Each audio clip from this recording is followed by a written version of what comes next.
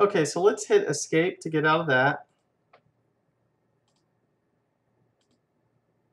And let's go ahead and shift select each one of these lamps here and hit X to delete. And so we're completely light free, so we're back to being totally black. Now this is because we are in texture mode under viewport shading. If we jumped back to solid, we wouldn't be seeing the effects of any lamps or shadows or lighting or things like that. The fact that there are no lamps has no effect when you're in solid shading. So back to texture, double right click here, and let's add the lamp type of sun. So immediately we see that the sun, like the point light, is affecting everything below it so long as we are not using shadows. For instance, if I zoom down here to the bottom layer here and I tap space to get a render preview, we see that the light is affecting. The position of a sun lamp type makes no difference in Blender at all. The rotation is key here. So basically, I could have the sun pointing this kind of way here. I'll click on that middle head so that when I press Alt middle mouse button in here, I'll zoom up to it. Just makes it easier to navigate with the camera. Let's click on that sun and let's turn ray shadow on.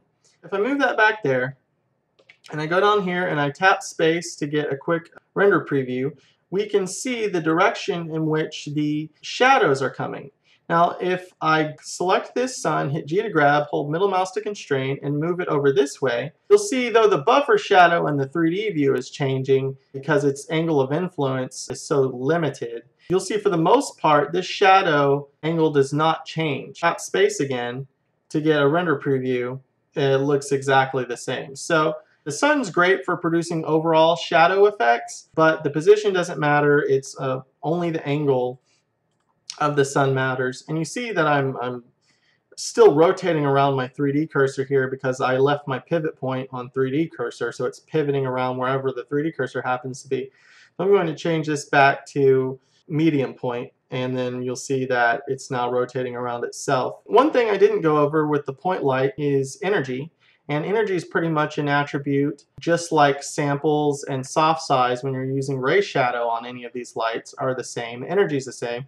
So if I bring down the energy here, we get much softer light here. If I go ahead and hit the render button, you'll see this is almost completely darkened out. And once again, as we did the shadow softening before, the same thing includes we have to increase our samples if we want softer edges.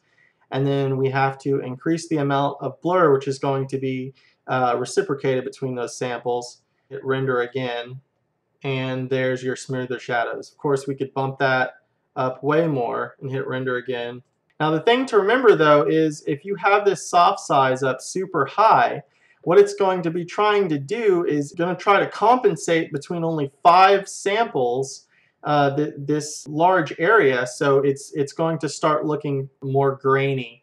So the higher samples you have, the more smoother and natural your shadows are going to look, especially when you're increasing your blur or soft size, as it's called here.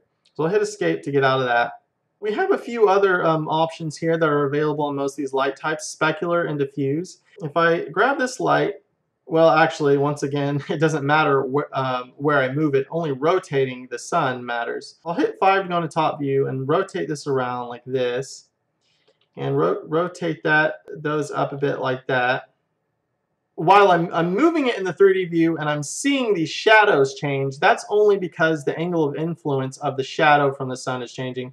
But it really doesn't matter when the final render comes down to it where the hell the sun is positioned. It just matters what it's rotated. Unlike the point light, which is basically the stark opposite. The point light does not rotate. It only matters where you place it. So I'll increase that energy up a little bit. So if we go over here and we tap space to get the ray traced shadow, kind of our render preview, we see what that looks like. If we turn specular off, which specular is basically a fancy word for shininess. And you can see that even in the 3D view. You see the shiny element taken out. And diffuse is deceptively a lot more than it seems. It's basically everything, because diffuse is the amount in which that particular lamp is affecting the color, because diffuse is the color of your materials and your objects.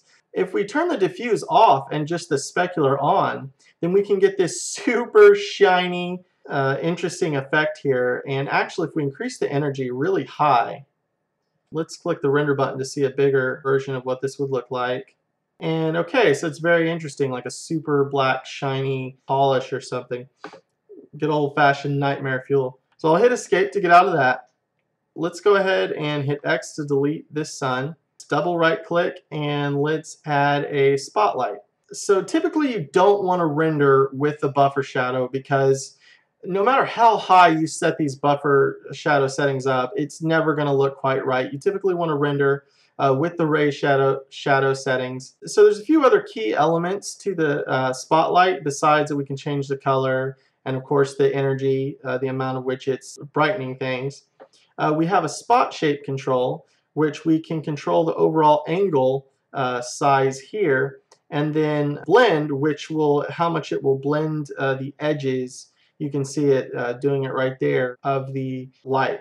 Let's hit X to delete that, and let's double right click here and we'll add a Hemi. A Hemi is the only light source that has no shadow type.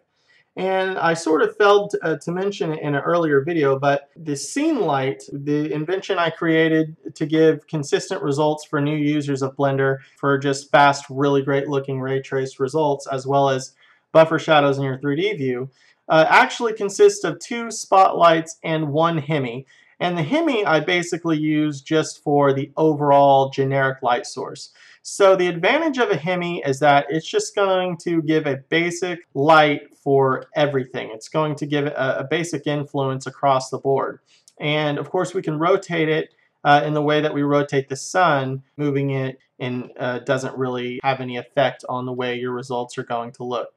The area is strange in that if we add an area light here, or actually I just turned this Hemi into an area, because as I mentioned before, any light that you create can then be immediately transformed into any other type of light and lamp, and will stay that way. It'll still have its old name of what you first made it as. So of course if you created a Hemi light and then you decide, oh, I don't want it to be a Hemi, I want it to be an area light or a spot, it's a good idea to make sure you rename that to something relative, such as spotlight. Back to the area light, or rather let's hit X, let's delete that. So if we double right click and we add an area light, you'll see that it's not lighting up anything. For some reason, and I'm not sure if this is a bug or if this is by design or just out of my own ignorance, we can see the light when we render, but not in the 3D view. So for instance, if I hit space down here, you'll see everything is super washed out.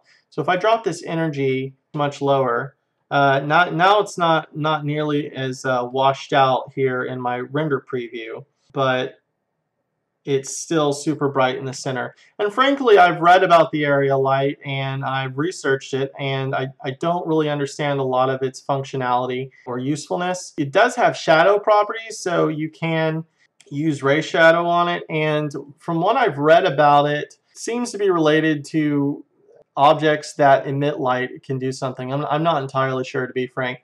I mostly stick to using like Hemi as a default light source.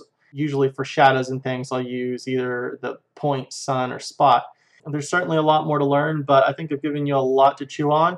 Even just messing around with creating different lights and different light sources and changing their energies to see how those different type of lights look in different environments and with different colors and bouncing off of each other. This is an incredible amount of possibility just in that. So hope you enjoy that.